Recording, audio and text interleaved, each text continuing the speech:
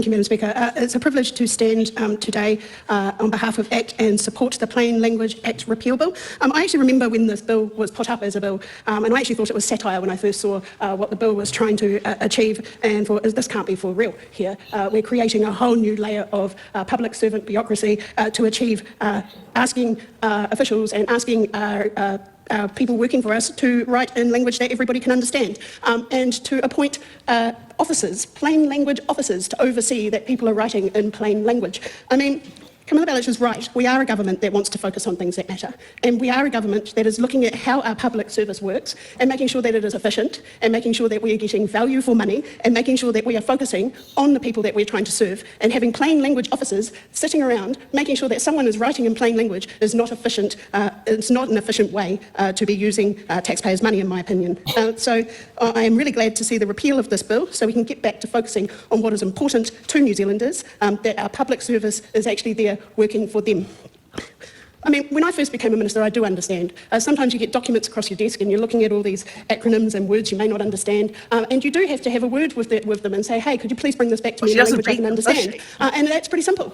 Please bring it back to me in a language I can understand. And guess what? The next time it came across my desk, it was in a language I could understand. I didn't need an officer to stand over those public servants and make sure that they wrote it in plain language for myself. It's not that difficult. And so, I mean, I think the objective of making sure that people do understand what is in front of them is important, but I don't believe adding to another layer to our public service is a way to do that. And no wonder our public service bloated and grew under the previous government, with ideas like this, to grow the sector with no actual objectives apart from creating a job that's pointless.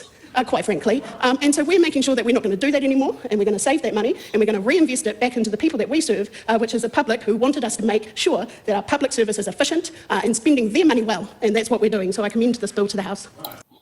It's so dumb. When you get a gobbledygook letter from Wins, hi there, can you please explain to me in plain language? Can you explain to me in benefit section?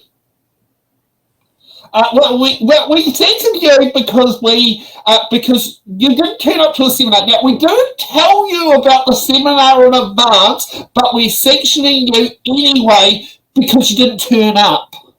Can we? Please explain to me how I was meant to know. I'll do it in there. Oh, if you get all teaching like that, I'm going to ring the police and say I'm frightened because you wanted to be in plain language, and I'm a working income tax manager, and I'm accountable for my actions, and I'm going to sit down there and ring the police if you want it said in plain language. Security! It's getting higher and higher. It's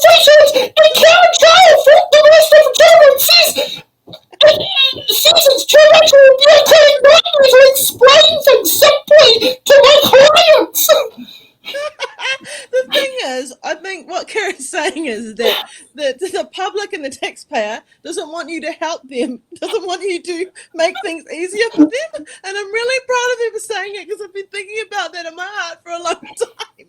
That I don't want to pay money for you to help our society and people at all. So rather you have to go to Citizens Advice to have it explained. But you know what I think this is a gateway to, if you want my honest opinion? This is a gateway to get rid of reo all over. This is a gateway of legislation to counteract te reo Māori. I think that's coming next. Maybe that's what we need to do on the submissions for the bill. Is to sit there and say, we see this as a gateway of getting rid of te reo Māori as an official language. I think that we should give Karen a report in all te reo Māori and get her to decipher that so she understands that you don't need a translator or anyone to help you. You got this, girl. You got this. Well, it's actually funny. You can, in New Zealand, file your tax returns for a business in te reo Māori. Well, I'm just wondering what reports that Karen's receiving about Oranga Tamariki enacted in 1989, because we don't even know what language that's in. Yeah. I mean, we can look at examples of simple language compared to like more academic language. And for anyone that's gone to like uni, and I did my certificate just recently. I should really finish off my degree, but anyways, There is a real difference between academic language and simple language. And with academic language, you tend to use things like hedging words. So it's like, here's an example. So in simple language, you might write, you can apply for. If I was to use academic language, I would say, you may be able to apply for. And for someone who really needs a yes or no answer, or someone who doesn't speak English as their first language, that could be really confusing. I think so too, but I think even in the general public, it depends on what life experience you've had and what opportunities you've been given. So I think this is for everybody. Between the three of us, we've all got different life, environmental impacts and experience. I can't know we'll all have different language that we don't understand, and that comes from experience and life. How are you supposed to know that? These languages that I know I can use amongst people who ran businesses that the average worker just does not understand. No. And I remember, like this, like I said earlier, lack of understanding does not constitute me breaking the law. So, as a business, as everyone knows, when you purchase something or when the business sells you something, they've got to pay GST.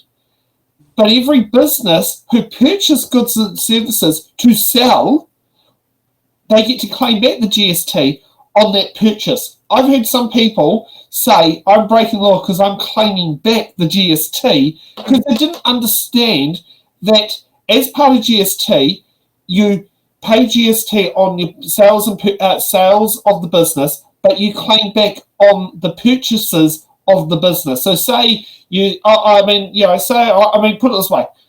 The current price of coffee, because it's just changed at my business, you want a small coffee, it's $4.80, but for the cost of goods to make that is $2.50, $3, I get to claim back the GST on that $2.50, $3, but I have to charge GST on the $4.80. So by the time I file my return, I paid the difference is between what I collected and what I claimed back.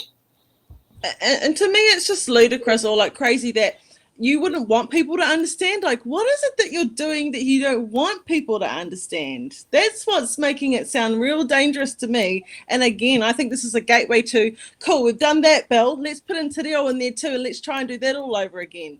Because we're doing that with oranga tamariki, aren't we? Why not keep it going? Here's another example, right? So the first one is simple language. The second one would be more along the line of what you would say to someone who is already familiar with the process and, it's already experienced. So it's like, okay, simple language. Take your copy of your document to location.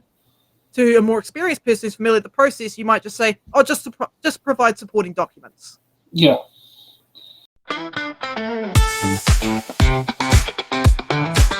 Thanks for watching.